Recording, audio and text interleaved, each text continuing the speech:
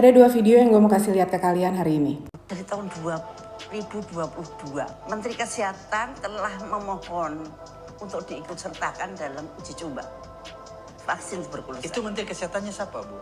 Apa sih Budi? Pak Budi. Pak Budi ini mungkin ya. Dia karena bukan dokter ya? Bukan dokter. Oke. Nah, bukan dokter, dia tidak punya sense of kemanusiaan. Dan apa yang disampaikan oleh Ibu Siti Fadila Supari itu benar adanya. Kalian lihat, ini berita dari tahun 2022, Menkes Budi minta 90% penderita TBC terdeteksi di tahun 2024.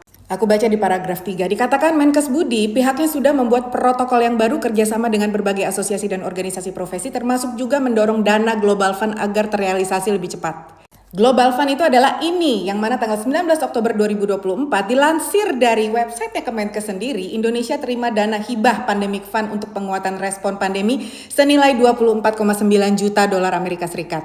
Yang mana sebelum dana ini turun, Ibu Sri Mulyani, Ibu Menteri Keuangan kesayangan kita semua sudah menandatangani cover letter untuk Pandemic Treaty atau Pandemic Agreement, guys. Dan di tanggal 20 Mei 2025 kemarin, Pandemic Agreement sudah ditandatangani oleh negara-negara anggota WHO. Di waktu yang hampir bersamaan, kenaikan kasus COVID di Hong Kong melonjak. Di Arab Saudi juga, di Australia, Singapura dan Thailand juga ya guys. Dan kalau misalnya kalian tuh bertanya-tanya kepada Barbara, karena kemarin ada yang sempat nanya ke gue gitu, bilang, "Kak, kenapa ya? Kok ada beberapa temen gue yang usianya tuh masih muda dan mereka tuh meninggal itu mendadak. Mendadak itu kalau nggak jantung, ya stroke gitu kan." Jadi ada beberapa peneliti dari Jepang yang meneliti efek samping dari vaksin mRNA. Dan hasilnya adalah memang kalau nggak stroke ya jantung guys. Nggak cuma itu, ada berita dari Daily Mail UK bahwa Global Cancer Phenomenon, yang mana negara-negara di dunia mengalami kenaikan kasus kanker dan tumor yang terjadi terutama pada anak-anak. Dan aku mau share ke kalian video ini. I think that when we look at the mRNA technology now, we see serious issues. If this is a delivery system, if we're encapsulating it in a fatty lipid so that they could cross the blood-brain barrier, the idea that it would stay located where the vaccine was delivered made no sense from the beginning. But now we find it's finding itself into heart muscle, it's finding itself into organs all over the body. We're seeing 700 days after the vaccination now in important studies that there's still spike protein floating around some people's bodies. Serious questions how that's happening. There is a concern that maybe this is inserting itself into the genome. This technology itself is designed to deliver a foreign protein into the body.